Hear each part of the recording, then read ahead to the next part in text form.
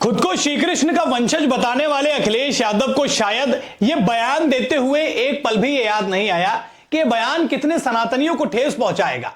अखिलेश यादव का यह ताजा बयान, वो दुर्गंध पसंद करते हैं तो गौशाला बना रहे, हम सुगंध पसंद करते हैं इसलिए इत्र पार्क बनवा रहे। इस बयान पर लोगों का कहना है, लोगों की प्रतिक्रियाएं सामने आ रही हैं कि अखिलेश यादव की फिर से उनकी हिंदू और सनातन विरोधी सोच को यह बयान सामने लेकर आता है। यह बयान गौशाला जैसी पवित्र जगह की तौहीन करता है और हिंदू संस्कृति में गाय की अहमियत को ठेस पहुंचाता है। गाय को तो हिंदुओं में मां की तरह माना जाता है और गौशाला उसकी सेवा का प्रतीक है। इसे दुर्गंध से जोड़कर अखिलेश यादव ने हिंदुओं की भावनाओं को चोट पहुंचाई और अपनी छोटी सोच दिखा दी। यह तमाम प्रतिक्रियाएं सोशल मीडिया पर हमें देखने को मिल रही हैं। गौशाला को बदबू से जोड़ना मतलब हिंदू धर्म की एक बड़ी मान्यता का मजाक उड़ाना है। गाय सिर्फ धार्मिक चीज नहीं है, उसका वैज्ञानिक और पर्यावरणीय महत्व भी है। फिर भी अखिलेश ने इसे नीचा दिखाने की कोशिश की और ऊपर से इत्र पार्क वाली बात करके यह जताने की कोशिश की कि वो कुछ खास लोगों को खुश करना चाहते हैं। यह सब उनकी वही पुरानी तुष्टीकरण वाली पॉलिटिक्स का हिस्सा लगता है। भगवा कपड़े को लेकर योगी को टारगेट करते हुए अखिलेश यादव ने कहा क्या है, एक बार आप जरा सुनिए।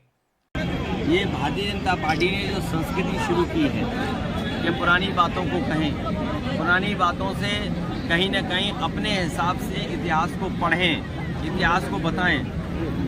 दुख है इस बात का कि जो भारतीय जनता पार्टी ने ये परंपरा शुरू की है कि इतिहास अपनी मानसिकता से, अपने पॉलिटिकल लाभ से पढ़ें। उसी में बहुत सारे लोग कह रहे हैं कि पुरानी इतिहास की किताबें जो उठाई हैं, मान लो गूगल आप कर लें, क्या क्या इतिहास लिखा हुआ है, यूट्यूब आप उठा लें, क्या क्या इतिहास लिखा है। ये तो सरकार की जिम्मेदारी बनती है और ये सरकार तो वो है जो नाम बदलती है, इतिहास बदलती है। ये रामविलास सुमन जी पे इसलिए अटैक हुआ कि एक तो वो दलित है और दलित होने की वजह से उन पर अटैक हुआ है। अखिलेश यादव ने गौशाला को दुर्गंध कहकर यह जताया कि यह सिर्फ गंदगी और बदबू की जगह है, लेकिन सच यह है कि गोबर और गौमूत्र से बायोगैस, खाद, दवाइयां और कीटनाशक बनते हैं।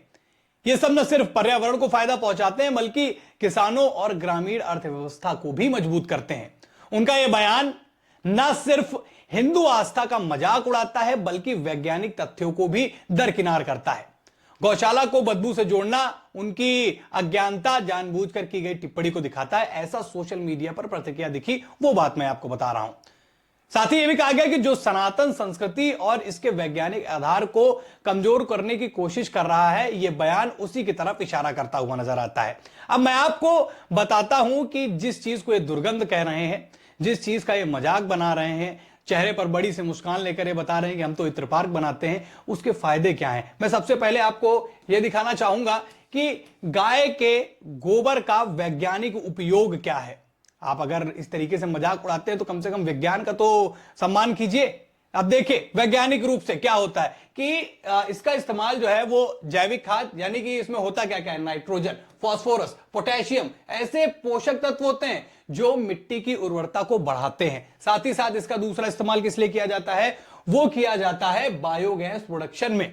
गोबर से बायोगैस बनाई जाती है जो एक नवीनीकरण ऊर्जा का स्रोत है। इसमें मीथेन गैस होती है जिसे ईंधन के रूप में खाना पकाने या बिजली बनाने में यूज करते हैं। लेकिन मजाक बनाने से छुट्टी मिले तो ये सारी चीजें उनको नजर आए।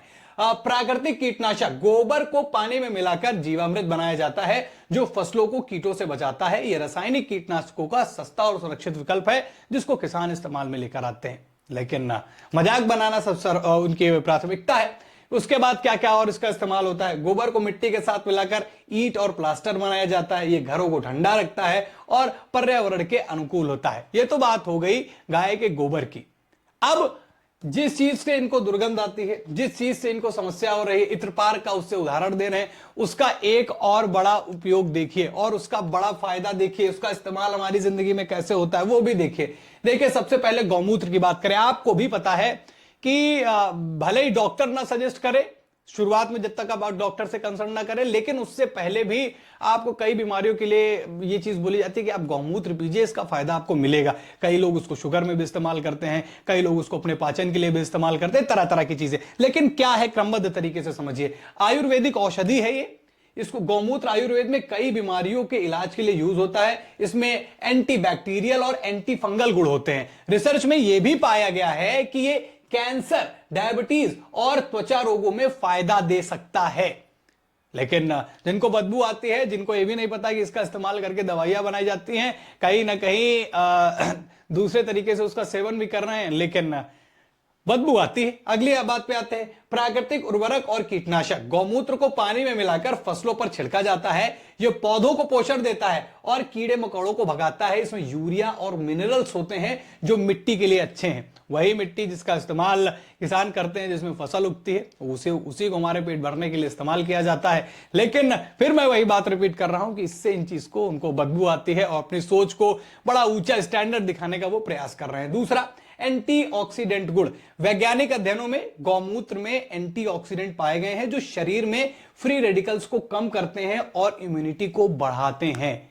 आप समझिए, आज इम्यूनिटी बढ़ाने के लिए आप तमाम तरीकों के पाउडर, दवाइयों का इस्तेमाल करते हैं, लेकिन गौमूत्र भी इसका एक बहुत बड़ा वो है जिससे आप उसको अपनी इम्यूनिटी बढ़ाने में इस्तेमाल कर सकते हैं। साथ ही साथ जैविक सफाई एजेंट गौमूत्र से एक अच्छा डिसइंफेक्टिव मानते हैं। इसमें घरेलू सफाई में भी इस्तेमाल किया जाता है। यानी आपने देखा होगा कि तरह तरह के केमिकल्स आते हैं, उनका इस्तेमाल करना, पोछा लगाना, उसमें भी सारी चीजों का इस्तेमाल किया जाता है। लेकिन इस बात का लगातार मजाक बनाया गया और अखिलेश यादव का यह बयान जो है वो अब लोगों को खटक रहा है।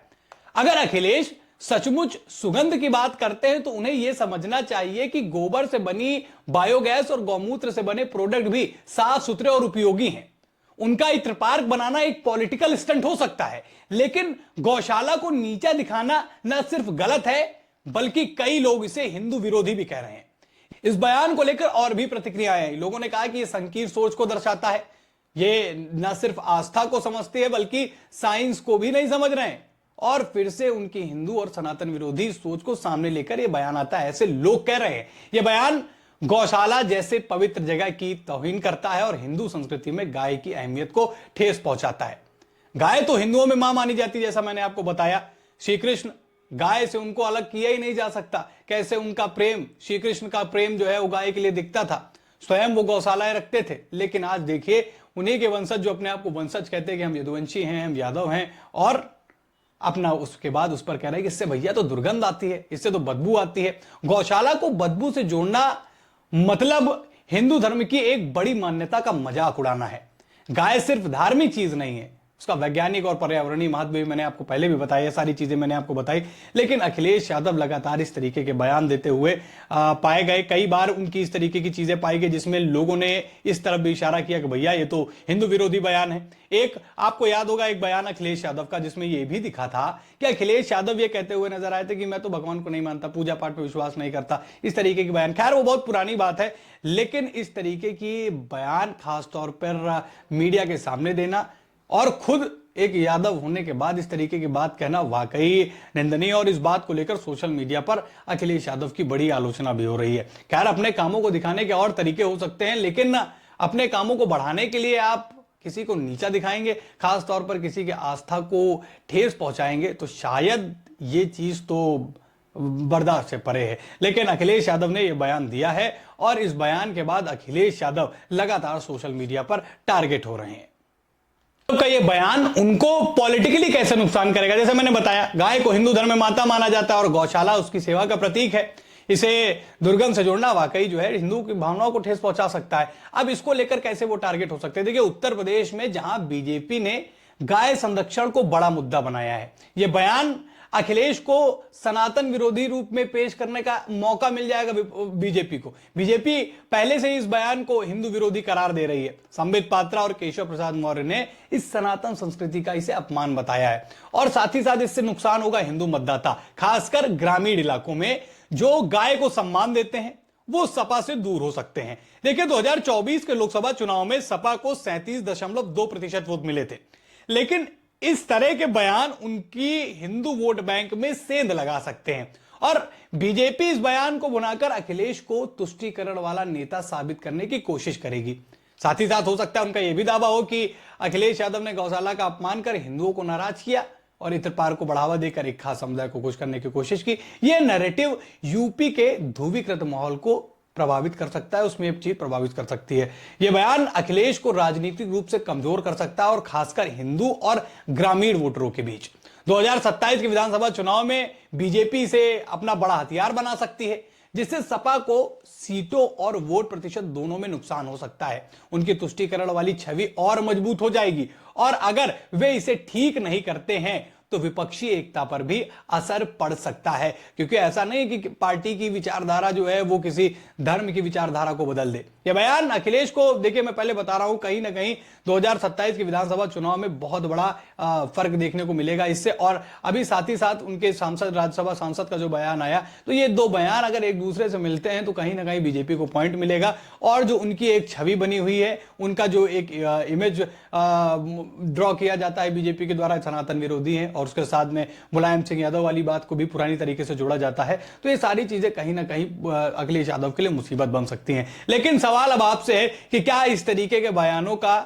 कोई औचित्य है? क्या इस तरीके के बयानों से आप अपने आप को थोड़ा सा किसी धर्म की तरफ झुका हुआ दिखाना चाहते हैं, या फिर आपकी सोच जो है वो किसी सीमित दायरे में रह गई है? अखिलेश यादव के इस बयान पर आप क्या कहेंगे? अपनी राय दोस्तों कमेंट में जरूर बताइएगा। खबर में फिलहाल इतना ही। वीडियो को लाइक और शेयर कीजिएगा। चैनल पर नए हैं तो चैनल को जरूर सब्सक्राइब करें। फिर मुलाकात करेंगे नई खबर में। खबर में इतना ही। धन्यवाद।